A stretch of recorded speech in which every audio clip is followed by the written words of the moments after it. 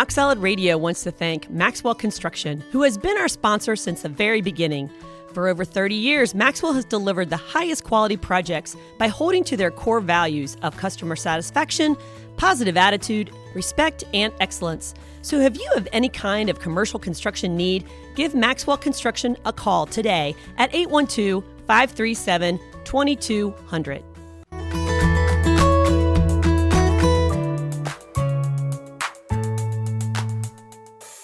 Welcome to another exciting episode of Rock Solid Radio. Hello, lovely Linda. How are you doing? You know, what if my name wasn't Linda? If it started with an M, what would you? Lovely Minda. Magnificent. Lovely. Hey, welcome everybody Melinda. to another episode of Rock Solid Radio. And if you noticed, if you're watching via YouTube, you're going to see that we have a new set. The set is finally finished. You have done a lot of work. I'm impressed. Well, Thank you. It's going to have to do. Yes, it's I going to love have it. to do. I love As it. Kyle said, it looked like a third grader did it. Well, thank you, Kyle. I love you, brother. Oh, well, I appreciate you, hon. And yes, we've been working off of a blank wall for several weeks. So if you're just tuning in and seeing this, then hopefully you're noticing that something's changed. Yeah. So I appreciate you. It's good to get it going, and also just having a better studio to work out of, where the sound's a little bit better. Slowly upgrading equipment, but Huge learning a lot curve. of that is coming together. So. Yeah. Anyway, what are we talking about today? Well, I wanted to know if you survived last week's show because it was a tough one. Well, are you trying to tell me something? No, I'm just saying the topic was tough. I survived it well. I'm hoping our couples survived it that are listening. Yeah. So we did the predictors of divorce last week, and if you missed that show, we do ask that you go back and you listen to that episode, because that episode is filled with all of the signs and symptoms, if you will, about basically the train wreck that's in front of us if our marriage is going bad. And a lot of times it's not if it's already blowing up in front of us, it's the stuff that's the kind of the precursor. It starts slowly. It's a slow build. And then, if we let it go, it slowly deteriorates into that divorce. I think that last comment is important, hon, and that is if you let it go. And Yeah. so our goal would be to stop it and to correct it. And so really the disclaimer we want to say about last week's show is that these are couples that were studied over a period of, some of them 20 years, and they didn't do anything to change. They didn't get help, and they did not correct their behavior when they saw the train wreck ahead. So we want to help you to see that so you don't go down that road. Yeah, so that's what that show was about. But we're not going to let it sit there. We told you that we wouldn't let it sit there. And so this week we're going to do the Masters of Disaster. Yeah, you had that all backwards last week. No. You kept saying the Masters of Disaster. Like, no, it's Masters or Disasters. It's not Masters of You Disasters. mean you can't be a master of the disaster? Well, we're talking about the Masters How of about relationship. this? How about the master of the relationship? There you go. Yeah, that's a good And- idea. You should say that. Or, as we called it this week, divorce-proofing your marriage. And so we really want to give you some tools. There is hope available.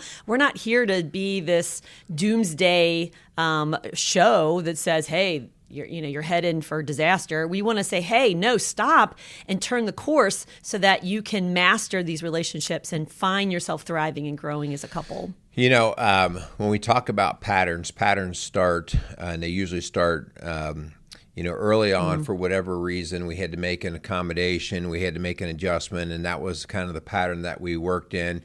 And in the moment, it seemed to work well. It got us through a difficult time or whatever. And that pattern, if we continue it on, might not be the healthy thing that we do for the long haul. Just recently, we've talked about my knees before and my body falling apart. Yeah. Well, so I'm working with a therapist right now. In fact, I met with them today, and really that's what our discussion was. What my pattern is not something that started yesterday. Right. It's a pattern of just everything from posture to how joint function and how you work out. Yep. And you just get into those patterns. Right. And while you're in the middle of them, you're thinking, well, it works. Right. It works. And then you see the long haul either damage or position that it has you in. And you've got to do the work. And I mean, that's what sits in front of me now. I've got to make the work, everything from postural things. And the hard part about that is it is the daily stuff. Yep. It's the stuff that doesn't always seem to matter much. Right. It's like when I'm sitting there watching TV, I have to start watching TV a little differently in terms of how I hold my body. Yeah, so now I'm going to start standing on my head when I watch TV. Oh. I haven't heard about this. You're going to like this therapy. Great. Yeah. But that's the same thing with our marriages, hon. We see people, whether they use sarcasm or they express anger in a certain way, and it kind of gets the job done. When you're 25, Yeah, it kind of it works, or we excuse it because we can accommodate in other ways to kind of overshadow it. But then it starts to wear people out. Yep. It starts to break them down. And as I mentioned in a show with Kyle the other day, hon, most of the people, the majority of our relationships that come into our office are not these people that are in the 2 to 5 year part. We have those that come in, but most of them are actually these 15, 20, 25 year marriages that you're thinking, well, shoot, you should have been over the hard part by now. Yeah, you should be a master. Yeah, and now what we're seeing is the pattern that was established back in the first 5 years is leading them astray. Yeah. It'd be great if you could catch it in that first 5 years so you didn't have to have this 20 years down the road. But we don't. We make life happens, we make it work, and we make those adjustments on the fly, but sometimes we pay a price for those. So that's kind of what today we're going to get into. How do we do the correctives today so that we don't have to be having this conversation 20 years from now? And so maybe you're listening and you feel like your marriage is healthy and strong, but there's someone that you love that you're really concerned about, then this is a great show to share with them. Hopefully you've listened last week as well. But if you're just tuning in and you have no idea what we're talking about and you are totally oblivious to last week's show, we're glad you're here, but we really encourage you to go back. But you need to do better. You need to start tuning in. No. Oh, hey, I'm sorry. Did that come off because someone wrong? shared it for the very first time. So we're glad that you're here. And my name is Linda Hutchinson, by the way, the executive director. Did I not say your? Rock I said lovely Solid Linda. Families. And did you even say who you were? Merrill. Merrill Hutchinson, the president, is El Presidente of Rock Solid Families. Let's get to stuff that really matters, okay? Let's thank our sponsors. Yeah. We want to thank Maxwell Construction and Casey's Outdoor Solutions, two local businesses in our area that believe in our community and believe in what we are trying to do for our community. So we want to thank these guys and just the sponsorship, but just the support and encouragement they give us. We talk to these guys frequently, and they just say, hey, keep doing what you're doing. They love that we are kind of a local coaching counseling organization in kind of a rural area. You don't usually have to go to the city to get that. In Southeast Indiana is where we're coming from. But we know that there's people who are listening and watching all over the Cincinnati area, all over the nation, all over the world. We have international listeners and watchers. So if that's you and you are really, this show hits close to home and you're looking for some help, give us a call at 812-576-ROCK. That's 7625, or you can contact us through our website, rocksolidfamilies.org. If we can't help you, we will definitely find someone that can. So we're here to help and help us spread the word. I mean, this would be a huge way to help support our message in this ministry. It's by just spreading the word about Rock Solid Radio, about your podcast, which you've got your shirt on. Strong Dads. Did you even wash that in between episodes? I have like 10 of them. Strong Dads, which you can also find on YouTube and podcast platforms. And, rate our shows, subscribe to our channels, share our shows. Those are ways that you can help get this message out. One of the asks that we have as well is we try to help anybody who walks through our door. And sometimes people don't walk through the door, or they don't sustain their work with us because of finances.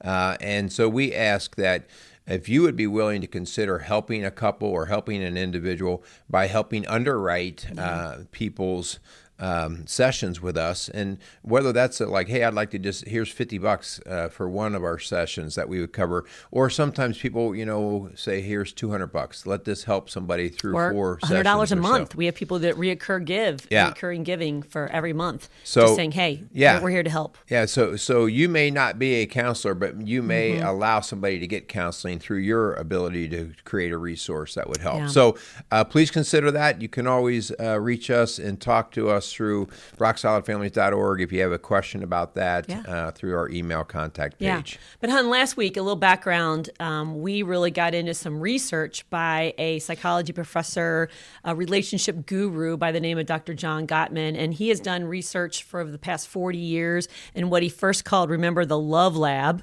later now called the Gottman Institute. And so he had worked with couples, some of them following him for 20 plus years, and has done 40 plus years of research. And so he had found some predictors, as we talked about last week, of divorce, up to 90% accurate, and just really seeing that train wreck ahead before it ever happens. And so we talked about that last week. It wasn't a fun show, but what we're going to talk about this week is really the remedy of that. Of what it looks like to be a master of your relationship, of your marriage. Right. Yeah. To see it thrive. Last week was a matter of you going and kind of hearing the diagnosis of what the situation is. Yeah. But if you leave and you just have a diagnosis, you're not even partially that's fulfilled. Good. That's yes. good. Like you have a treatment plan. Right. No treatment plan. This week we're going to actually talk about what do we do now when we see those predictors. How do we go about them? What are some things that we can do that are even preventative? So maybe you don't really see any big red flags, but what are some things that we can make sure that we do just so that we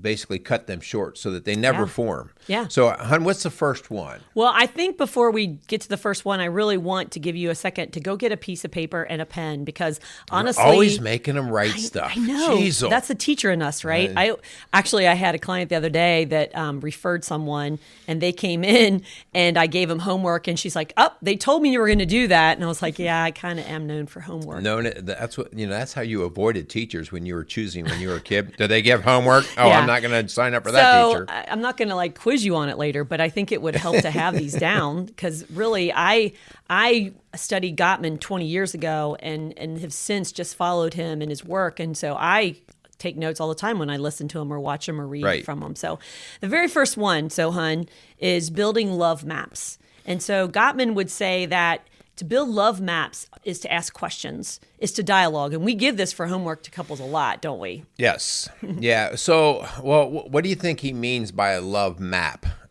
Putting that together, if today I think of a map as something. Well, we don't even use maps; we have GPS. Maybe he needs to change his language here. That's true. Maybe he build GPS. Build love GPSs.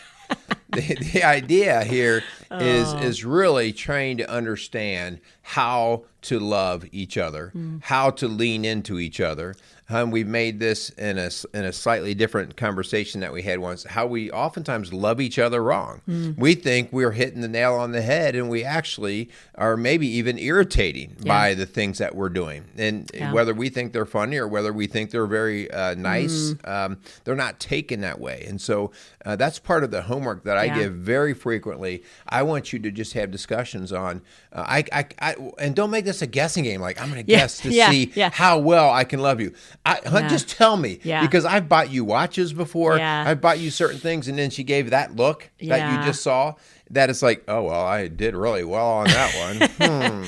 And it was my, part of it is letting you know what makes me feel loved. I never asked, and you didn't share, and so I make an assumption on, well, she would like this, and then you either spend the time or the money or even you put your thought into it, and it gets rejected, and then you're wondering why. And hon, I've done the same with you. You've bought me certain things that you thought would be good, and I roll my nose at it, and it's like... Roll your nose? How do you do that? Something like that. There you go. Yeah, something Snarl. like that. Oh, that's when YouTube's really good for that. Yeah, that'll be good. You can't see that, can you? Yeah. So... let's stop missing the mark, because here's what happens. It's one thing when you love wrong and you get that look, okay? But what it actually does is it gets you back to what we talked about last week, a contempt in your heart. You go, oh, they don't even get me. They don't even care. They don't even get me. They don't understand. Right. And so even though I don't like the gift or whatever it was that was done for me, out of love, okay, I'm rejecting the gift, as well as now I'm going to reject the person because they don't get me. Okay, so our daughter probably won't like this very much, but she's learning about how to have a relationship with somebody of the opposite sex. Yeah, you better watch this. No, I'm just saying. And good thing she doesn't listen. No, good thing she doesn't listen. But she's asking questions. Yes. just, two teenagers that are trying to show they're interested, and they're just, of course, they're texting, which drives me crazy, but they're just texting back and forth questions. What's your favorite season? What's your favorite holiday? What's your favorite Bible verse, which I thought was really cool? What's your favorite food? What's your favorite subject? And they're literally creating a map. I'm not going to say love map, but they're creating a relationship map. Sort of, yeah. Yeah, and so that's the way you start a friendship. That's the way you build relationships. And it doesn't even have to be just in marriage. It could be with your boss. It could be with a coworker. It could be with a friend, a child. That's how you build that relationship and grow together. Yeah. By the time we're married for 20 or 30 years, we shouldn't be surprising our spouse very often with different things that we love or we like, And we have done that before. Yeah. Like, you like peanut butter and bananas? What? I've been eating peanut butter and bananas for the last 20 years. You're just now recognizing it? No, because when I realized that you liked crunchy peanut butter and I buy creamy for like the last 10 years, who knew? Well, yeah. Here's your sign. Here's my sign. All right. But hun, Dr. Gottman does say, this is something to write down, guys, whoa. that listening to each other, especially listening to your wife, is like Viagra to women. Wait, where's that pen? I need to write that down. Seriously, you need to write this down. Listening to your spouse, especially a man to a woman, is really what builds intimacy. If she feels like you heard her and you listened and you care to even ask, man, that makes a difference. Let me interject. I'm going to drop the mic on that one. I'm going to drop more than the mic. We will continue with the show in just a second here. So part of the challenge, though, hon, when I deal with couples, and not always, but I'll generalize here to men, when you say listen to the women, and that is motivating and emotionally just exciting and where she wants to be, and when he is going to listen. But they oftentimes, us men, listen to offer a solution or a fix. Yeah. And that all of a sudden becomes about me. If you're telling me your story and then I'm going, oh, well, maybe what you ought to do is, the next thing you know, I'm trying to kind of enhance who I am by saying, I've got the power to help you here. And that's not what you're looking for. No. Or chances are you've got the ability, or you've already got the solution in you for whatever it is that you're offering. You just want to be heard. Or one up, like, oh, you think that's bad. I didn't sleep all night last night. And so, hey, I wanted to show you, hon. I had a young couple I did their premarital counseling for, and they shared with me something that they bought, which I wish I could take credit for it, but it's called the Marriage Journal, and you can actually get it at themarriagejournal.com, and it's really cool. They've been doing this weekly, and it gives you just a place to write down some questions. It has questions, and then write down their answers, and kind of just do like a weekly check-in. And this is really cool, and it's got different devotionals to do together, but I thought it was really a neat idea, and I actually bought one. I bought one for us, and so I thought that was very cool. Are you going to fill that out? But I just think it's really neat that a young couple knows already how to divorce-proof their marriage. Right, how to lean into each other. I love that. So how about this? Let's go to the next part of this, and that is just you're going to have to explain this to the men, okay? Because this is definitely women's writing here. Share fondness and admiration. That's not my writing. That's Dr. Gottman's. He's a guy. He's a dude. But he's writing to women. Well, the second key is really divorce-proof your marriage is to create a culture of appreciation and fondness and express it regularly. Just don't say, I love you, I love you, I love you, but to do things that show that, making deposits, emotionally connecting, and that just, whether it be kind words, whether it be thank yous, compliments, like you look beautiful today, or you look great in that just gray. Made fun of my shirt. That gray shirt. Actually, I did compliment you the other day because you were. Don't go there. Your muscles were coming out of your shirt, and I was like, "Man, you're looking buff." Do you know how many arm curls I had to do before that video shoot? Now people are going to go back and ridiculous. Look for it. I'm just saying, but didn't I not compliment you? You did. But so part of the part here that you talk about the fondness, but from a male's perspective, I don't know a male who does not want to be appreciated, Yeah. especially by his spouse. Yep. You know, a lot of times what we do as men is sort of out of the house, or it's not as much in the just look of the house or whatever, you know, the running of the kids and all that. It's a lot of times it's just stuff. We go to work, we build things, and that's where we're good, and people appreciate that. But when we come home, we don't always feel appreciated. Yeah. And so showing your guy that you appreciate what he brings to the table, who he is as a person. Remember, Hutton, we always talk about if we want something repeated by our kids, what do? What's praised is repeated. What's praised is repeated. Yep. And if you really like that your husband or your wife is doing something, don't just assume it's going to continue. Yeah. I mean, if you want it to continue, praise the heck out of that, admire that, and you know they just can't wait to go do it again. Yeah, it's kind of like a dog. You know, we had a Now, dog. see, there you go. No, Wait, which I'm not one's the calling you dog? a dog. Who's I'm the not calling dog? you a dog. I'm saying that we had a dog that would go get everyone else's paper in our neighborhood because when he would bring it in, we would give him a treat. So he thought, well, if one treat, he would go do 3 or 4 treats, you know? And then I had to go back in the car, drive around, and deliver newspapers all morning. So again, fondness and admiration and appreciation. Also, by the way, humor is a huge part of this. If you can laugh and enjoy each other and have fun, build that in your week, you know, put that on your calendar. Don't just say, oh, we don't have time for a date. Man, you want to spend that time and play together with your spouse. So I think of these are all the little love languages kind of that we're talking about a little bit, those words of appreciation and the gifts. And how about the physical touch? How about the kissing or holding hands or just hanging around and being with each other?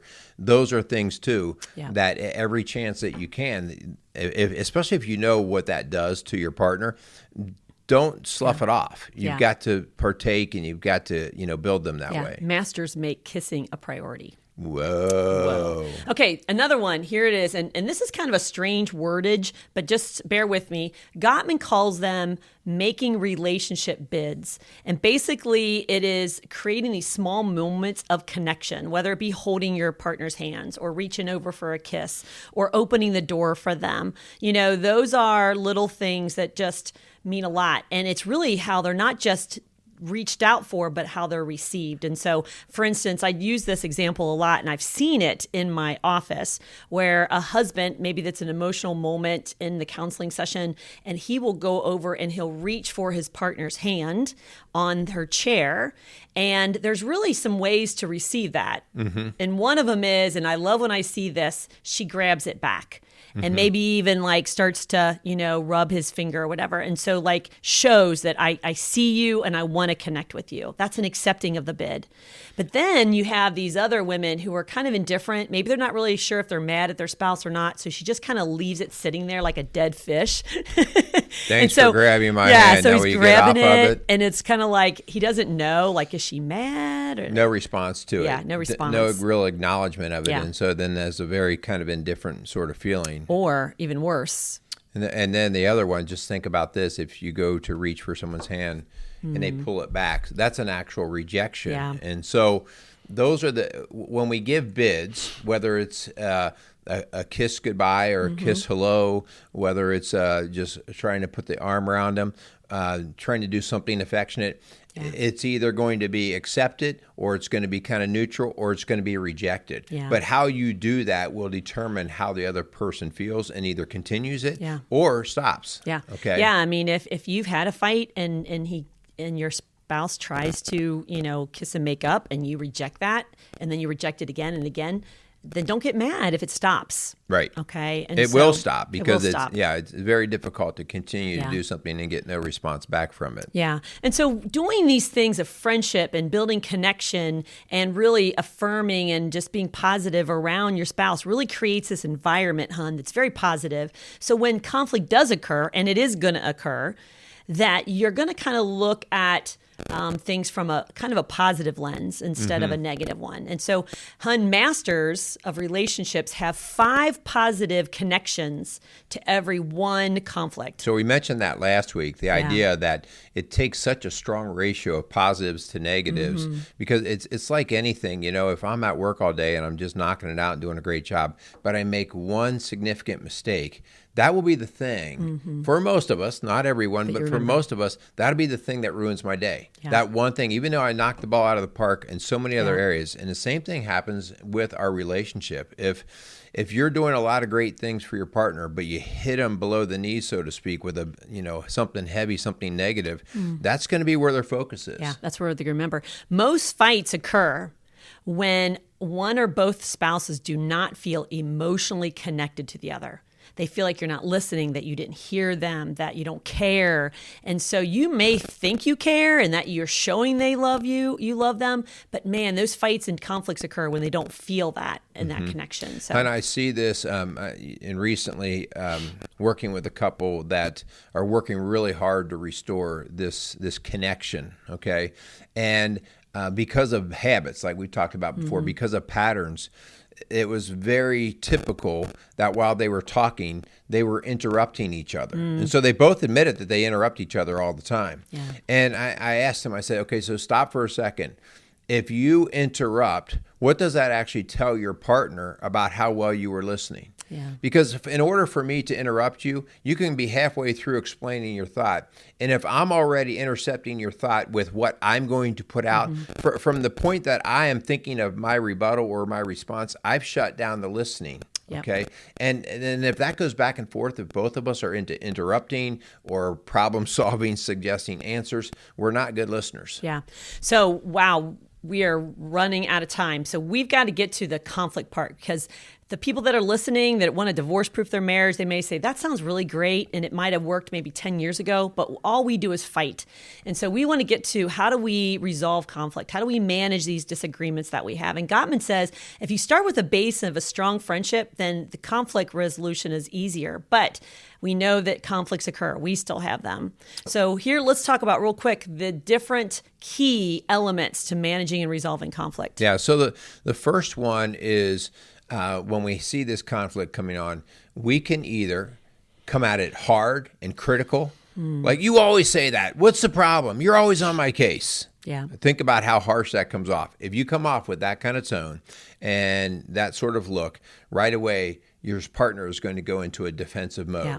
Now, all of a sudden, we're into a who's going to win situation. Yeah. All right. And so we both lose when we go into those situations. So we talk about approaching with a soft startup. Okay. Yeah. The idea, like I talk about this, hon, all the time, the best way to get a non-defensive approach in this is to start with an apology. Yeah.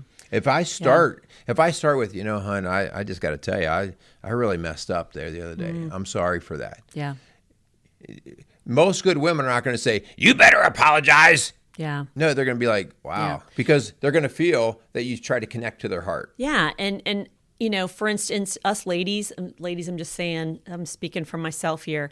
I jump to conclusions really quick. For instance, if Merle's late getting home from work and I immediately come at him when he gets home, like, where you been? Have you been cheating on me? Okay, that's not going to go over very well. Well, you haven't come well. Like that. Yeah. No. But if you say, hey, I was worried about you. Is everything okay? I couldn't sleep tonight because you weren't home and I didn't know what was going on. And so that just is a really softer approach of, like, basically saying, like, where the heck were you? And so that's number one. And the second thing is that you work toward compromise. And so maybe you do say, hey, I was really worried about you. And you come back at it like, hey, the boss, I couldn't help it. The boss kept me late. So then you work toward compromise where you would maybe say, hey, I understand maybe where you would have been worried. Maybe next time I'll make sure I call first. Right. So the compromise is basically the two of you coming to an agreement on how you can prevent that from happening again. Yes. Acknowledging what you did wrong or what was hurtful. So own that. We have to own that part rather than saying, hey, well, I was late because the boss made me stay. How about, I was late. I'm sorry. Yeah. What do we need to do next time? And so maybe this is as simple as, hey, just a phone call. That you might be running a few minutes late or that you had to stop somewhere, whatever, that would go a long way. Remember, hon, this is all kind of at the protection of trust. Yeah. And if we lose trust, as we've talked about many times, if I lose trust, confusion leads to distrust, and distrust will cause this marriage to unwind. And we also have said many, many times before in different shows, it can't be about the win. It can't be about keeping score. If you're saying like he's done this 3 days in a row and you've been tracking it, then you're missing the mark. He needs to hear your heart of concern and worry and confusion instead of like tracking him and counting the times. And, please stop keeping score. Yeah. So the next one is this: quickly make repairs when needed. And so that's that idea. Emerson Eggerichs refers to this as the mature one. The mature one's going to see quick. And when I say mature, like the one who goes, I'm not going to make this the issue. I want to get to solution. Right. I want to get past this because I don't want to get stuck in this muck that we're in right now. So we are going to go quick to repair. Okay, what do I need to do? Yeah. What do we need to do? How about this? I do not want to look at Linda and say, this is what you need to start doing. Yeah. All right? Because now that is a blame, okay?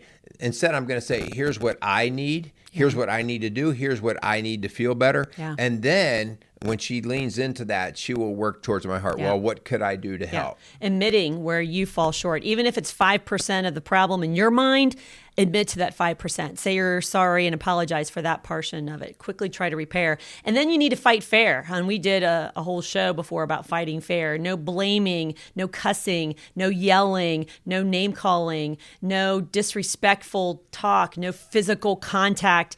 All of those things that just really kind of muddy the waters. And no one wants to be in that. People fight to their strengths, and you have to recognize that. We talk about it all the time. They fight to their strengths and they avoid their weakness. If I know that Linda's weakness is that she gets scared when she feels like she's going to lose control, if I'm not a good person, I'm going to try to make her feel out of control through intimidation, through a loud voice, through banging a fist. These are the things that I'm going to try to do to upset her. And when you think about doing that, that's not fighting fair, okay? No differently than if Linda's version was to bring up my past, all my past wrongdoings, just to bring back all the dirt that I ever, had, and she constantly pulls that back up. That's not fighting fair. Yeah. So when you feel your heartbeat starting to increase and you feel like your blood's boiling and your pulse is raising and you're sweating, it's time to take a time out. It's time to de-escalate the problem, and it's time to learn how to calm and soothe yourself. Talk about this. There's not a session that goes by when we work with couples about first not learning how to recognize symptoms. Everybody's symptoms are a little bit different. Yeah. Some of us can feel the face go flush. Some of us can feel the heart. Some of us can see a stare that comes out of the eyes. I know right away when you're angry. Some of us do eye roll. Some of us clench fists. Some of us grind teeth. Some of us go silent. Okay, no words are a bunch of bad words right there when we hear nothing. So whatever it is, you have to identify yours. And when you identify them, then you have a responsibility. Yeah. And the responsibility is to find out how you de-escalate or calm yourself down. Yeah. Take a walk.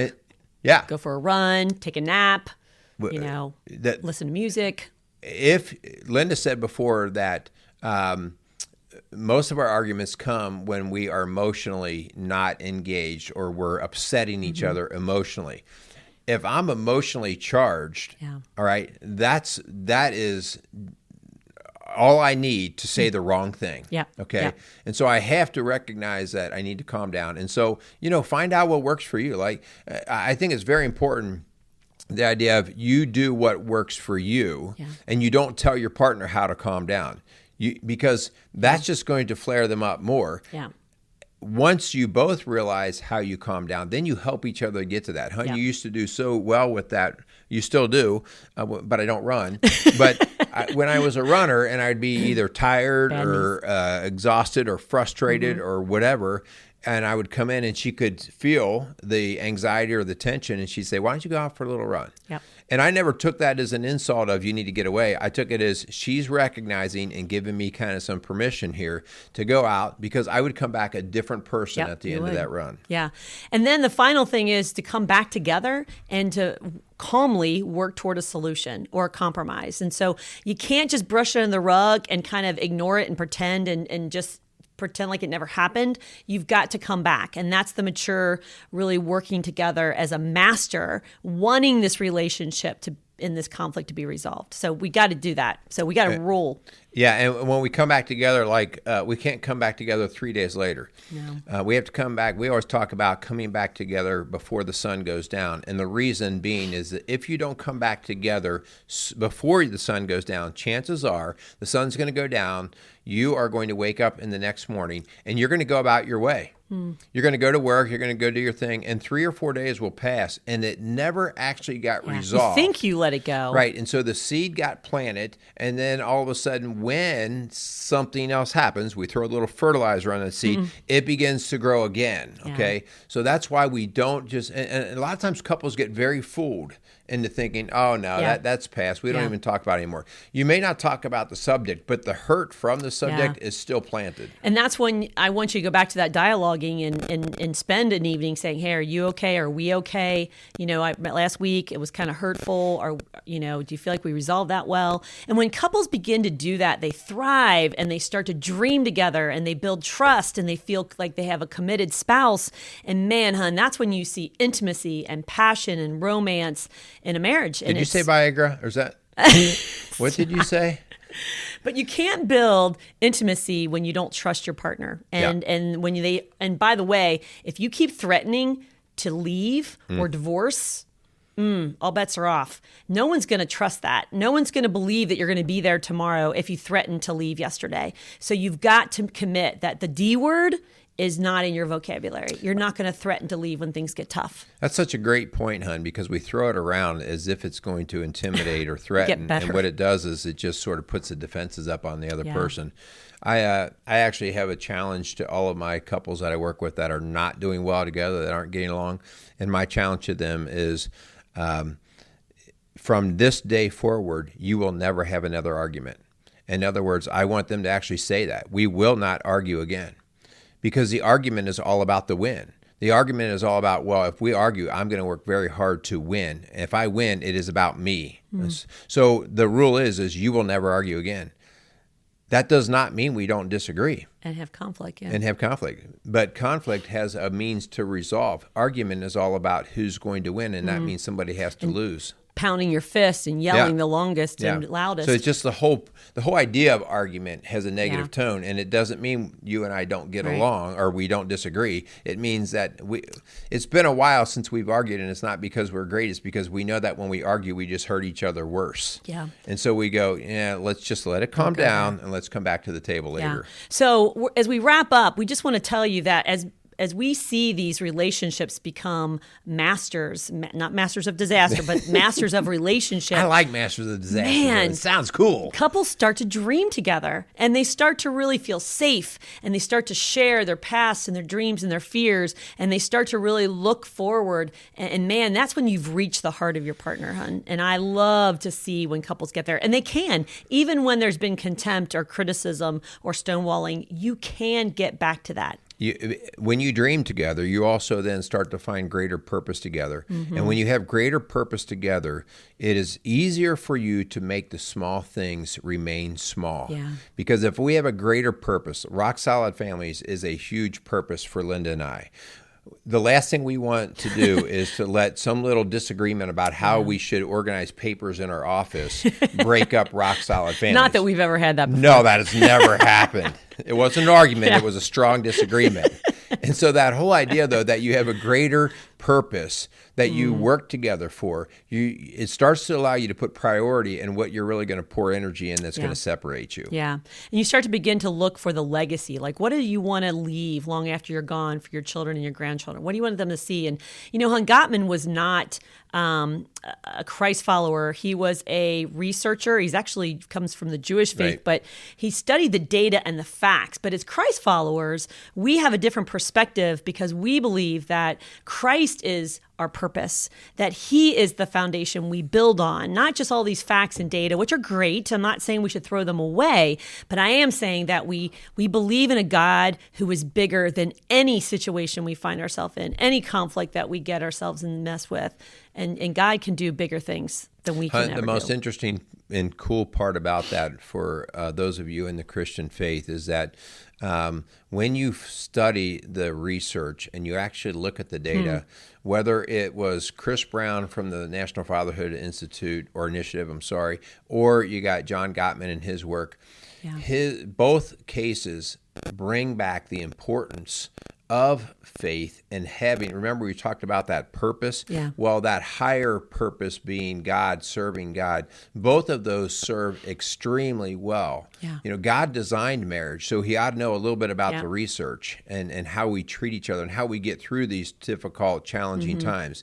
So it's no surprise that the scientific data leans right back into God's word. Right. They don't contradict each other. Not they at actually all. complement one another. Yeah. And you know, Rock Solid Families was built on the parable that Jesus tells in the Gospels about two builders, a wise builder and a foolish builder. And both of those houses had severe storms. The wind and the waves and the rain came down and beat against both houses. So we are not promising you a storm-free marriage, but we are promising you through God's word and the hope that we have in Christ and the foundation that he allows us to have in a marriage, we are promising you some storm proofing, some divorce proofing, because he is going to be the foundation that we build on. No doubt about it. Okay, so now you not only know what the predictors of divorce are, but now you have remedy for how you're going to deal with it. Yeah. If it is not natural, if the two of you struggle to kind of figure out how to go through this, please give us a call. You can call us, you can email us. This is what we do. I mean, this is the type of stuff that we take a look at, and we look at your particular situation and say, well, how do we, it's not a one size fits all. Because you have personalities, you have background, you have interests of differences. And so how can we work with you to help you get through these different stages? At the end of the day, we all win when your marriage wins. And so that's kind of how we go about things. So we want to wrap it up. We want to thank our sponsors. Let's thank Maxwell Construction and Casey's Outdoor Solution for continuing to be part of the Rock Solid Radio programming. Hon, anything else you got to say? We just want to thank you for listening to Rock Solid Radio, building a stronger community, one family at a time. Make it a great day. Where's that Viagra stuff you had? I gotta write that down. Stop. You didn't tell me you were going to say that. That's good stuff. Signing off. Rock Solid Radio wants to thank Casey's Outdoor Solutions. Casey's is a premier garden center and gift shop located in Lawrenceburg, Indiana. They offer a wide selection of high-quality plants, landscaping materials, and home decor. They do amazing high-quality work and can help you transform your indoor and outdoor living spaces into something beautiful. So stop by Casey's Outdoor Solutions today and let them know you appreciate their support for Rock Solid Radio. Visit Casey's today at 21481 State Line Road, Lawrenceburg, Indiana.